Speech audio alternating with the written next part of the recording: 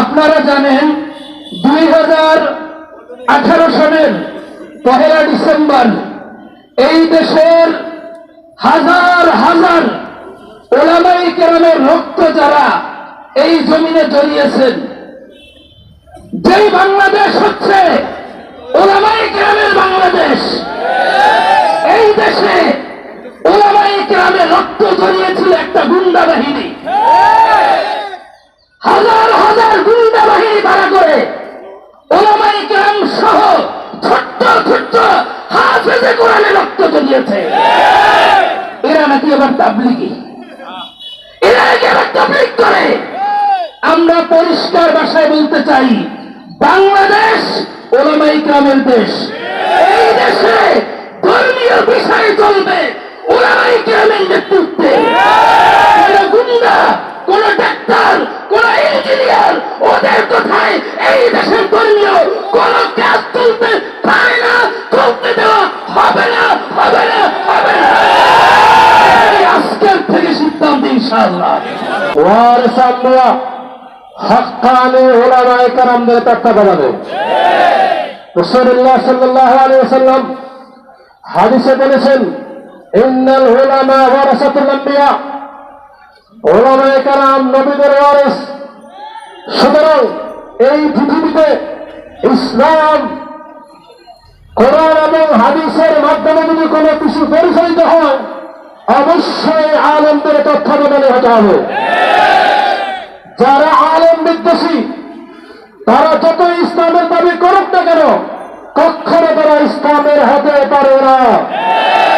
আমরা জানি দাওয়াত তাওহীদ একটি হক মেহনত হক কাজ। উলামায়ে কেরামদের তত্ত্বাবধানে তার সূচনা লগ্ন থেকে অদ্যাবধি পর্যন্ত চলে আসছে। কিন্তু দুঃখের সাথে বলতে হয়, এই দাওয়াত তাবলীগের মধ্য থেকে একটি বাতিল ফেরকা সাদিয়ানি সাতপন্থী নামে তাদের উৎপত্তি হয়েছে। তারা তাদের প্রধান গুণাবলী হল, প্রথম নম্বরের গুণ হল তারা আলেম বিদ্বেষী। আমরা যদি বলি আলেম বিদ্বেষী, তারা বলেন আমরা আলেম বিদ্বেষী নয়। আমরা বলতে চাই, কাজে কর্মে কথায় আপনারা বারবার প্রমাণ করতে সফল হয়েছেন আপনারাই এই বাংলাদেশের চূড়ান্ত পর্যায়ের আলেম বিদ্বেষী।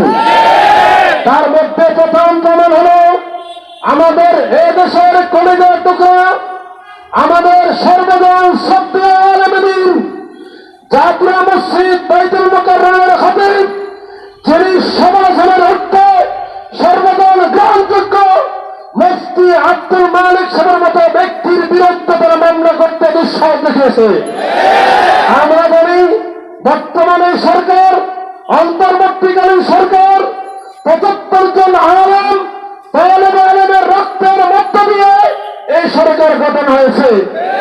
জাতীয় মসজিদ বাইতুল মুকাররমের খতিব হিসেবে সর্বজন সক্রিয় মুফতি আব্দুল মালিক সাহেবকে তারা নির্বাচিত করেছেন। সুতরাং সরকার সহ পুরো জাতি যে ব্যক্তির উপর আস্থা রাখেন, সেই ব্যক্তির বিরুদ্ধে তারা অবস্থান নিয়েছে। তাই নয়, এই দেশের সর্বজন গ্রহণযোগ্য দ্বীনী এবং ইসলামী সংগঠন হেফাজতে ইসলাম, যারা বারবার ইমানের পরীক্ষায় উত্তীর্ণ হয়েছে, সেই হেফাজতে ইসলামের মাননীয় চেয়ারম্যান আমিরে হেফাজতের বিরুদ্ধে তারা মামলা করেছে।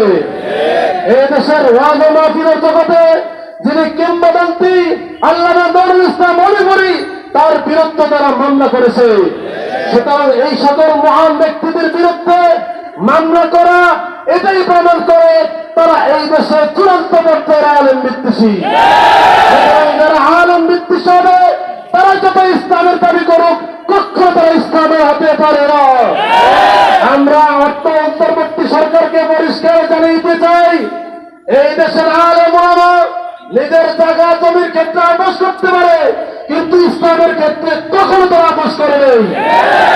এই দেশের আলেম ওলামা 2013 সালে ওই 7টা চত্বরে প্রমাণ করেছে, সব ক্ষেত্রে আপোষ করা যায়, ইসলামের ক্ষেত্রে আপোষ হতে পারে না, পারে না, পারে না, পারে না।